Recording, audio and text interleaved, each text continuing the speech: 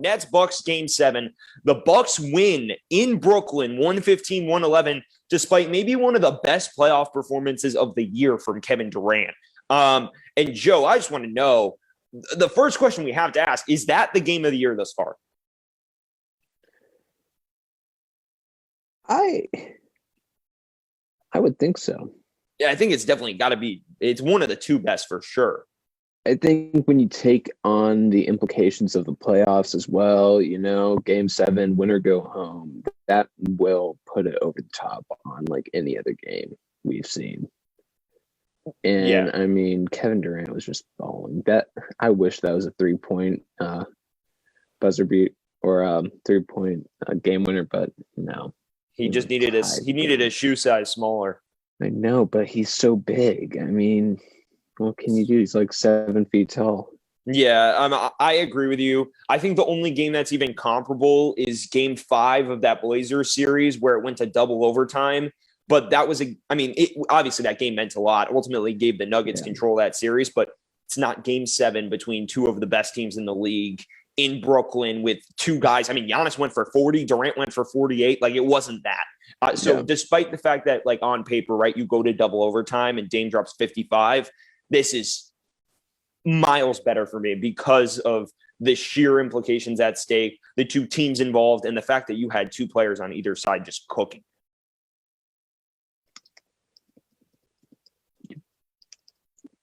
All right, Joe.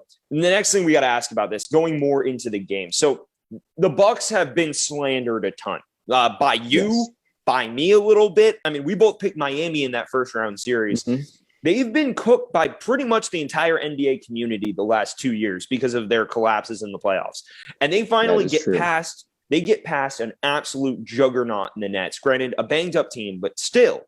So, Joe, I want to know, what does this win tell you about Giannis, Budenholzer, and the Bucks, and how much does it change that pre-playoff narrative where everybody was just slandering them? I mean, I'm still going to slander them. Like, if the Hawks somehow win Game 7, I'm going to be like Hawks in 4,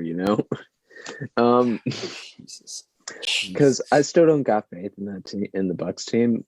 But in reality, if I was a sane person, I'd be thinking this team is going to come out in the East, especially with, Philly's like injury woes on Joel Embiid, and Ben Simmons sometimes is for that matter. I mean, you want to talk about players who are getting slandered right now. Ben Simmons is the prime candidate. Well, maybe if he can hit a free throw, then the slander will stop. But it shouldn't stop. It shouldn't. Exactly. What point guard misses free throws that often? Yeah, he's shooting 30% from the free throw line in the playoffs. It's disgraceful. Yep. Yeah, Joe, I think that this tells us a lot. Look, I know it's a banged up Nets team. I know they sacrificed their depth for superstars, and when Harden's already like playing at 20% and Kyrie's on the sidelines, you're naturally going to have an inhibited team. But Kevin Durant played 2-3 games of his life down the stretch of that series, and ultimately it wasn't enough. I got to give the Bucks tons of credit here. I think ultimately when you beat a team that was literally constructed with the sole purpose of making the finals, and you win Game 7 in Brooklyn, and you're Giannis and you go for 40 points, I think there's really not. And also, let's not forget, Chris Middleton and Drew Holiday shot like literal dog crap for most of that game. So when we're sitting here, I'm not going to say a bad word about the Bucks.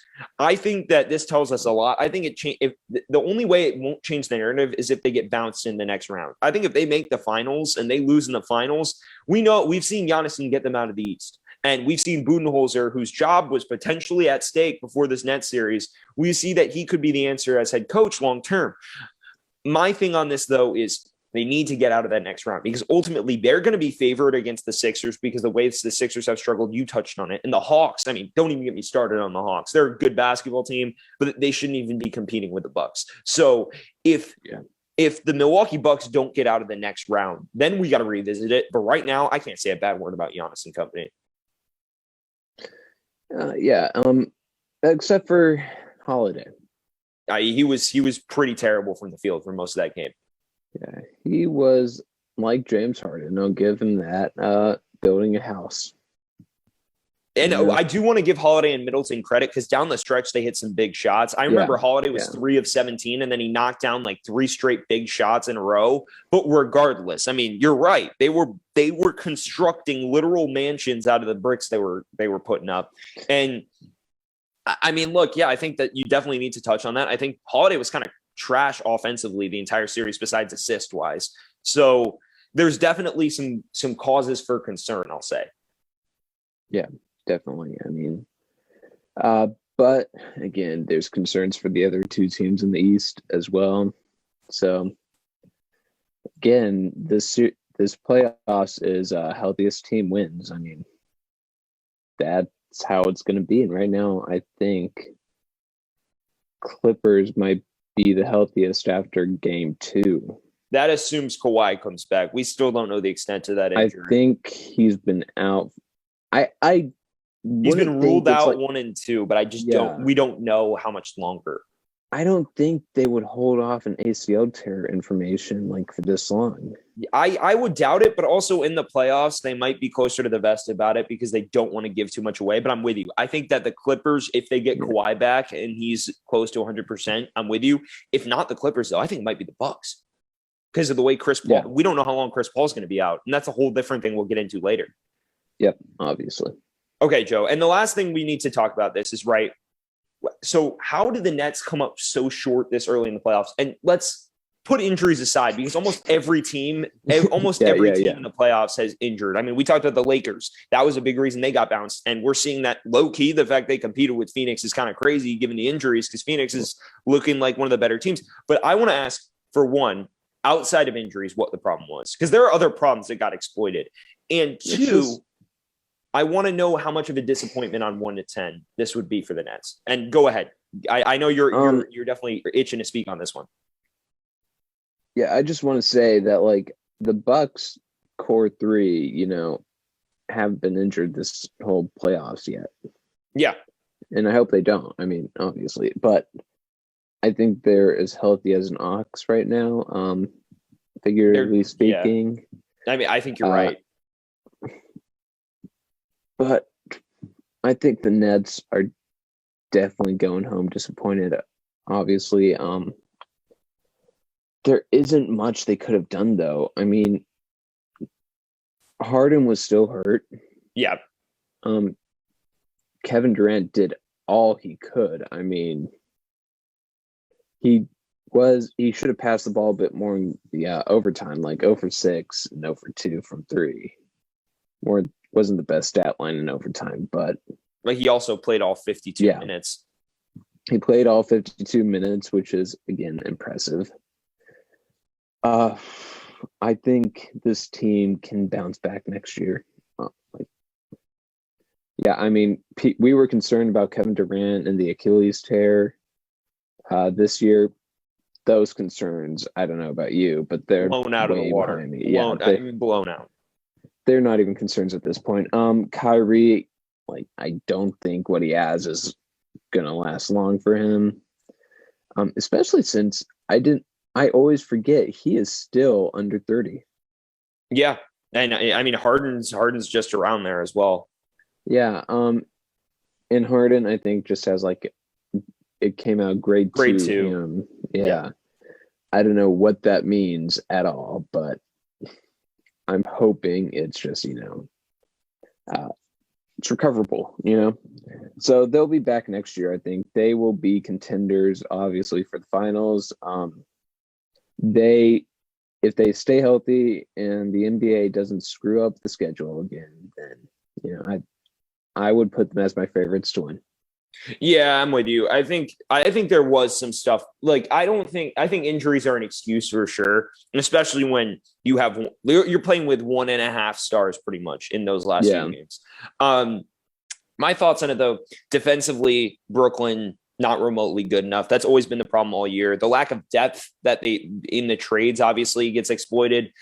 I think Joe Harris did not shoot well down the stretch of that series. I think if he hits a couple more of those open 3-pointers, we might be talking about how the Brooklyn Nets are in the Eastern Conference Finals after a hard-fought Game 7. I think there were areas Brooklyn was lacking in. I think in terms of disappointment, though, you can't say that this is a 10 out of 10 because ultimately they were banked up. I'd give it like a 7 or an 8 because certainly they were supposed to win this series. And also the way, like we talked about how, like, I think it's a different narrative. It's not like Durant had zero help in this game, but he had less. And they did waste a 48-point brilliant performance from him. And honestly, going in overtime, it looked like Milwaukee was done for. They looked rattled. They looked shook. I mean, I was texting you about it. I might have jinxed them. I know you were blaming me for that. Yeah. Like, no, I mean, you did, though. Yeah, I mean, they looked dead in the water. The last two possessions, the possession where Brook Lopez got the shot clock violation, and then they got like a terrible look. It was a fadeaway from Giannis from the short corner that he hit the side of the backboard on. They looked like they couldn't run a competent offensive possession, but credit to them, they hung in there on defense. They didn't let Brooklyn pull away when they were breaking everything to open overtime. Mm-hmm. And they ultimately took care of business down the stretch. Middleton hits a big fadeaway. But this is a situation where if you're Brooklyn, you had a guy have an all-time playoff performance, potentially announce himself as the best player in the world, as crazy as that sounds, and you still lost. And I think that ultimately is going to push your disappointment level up.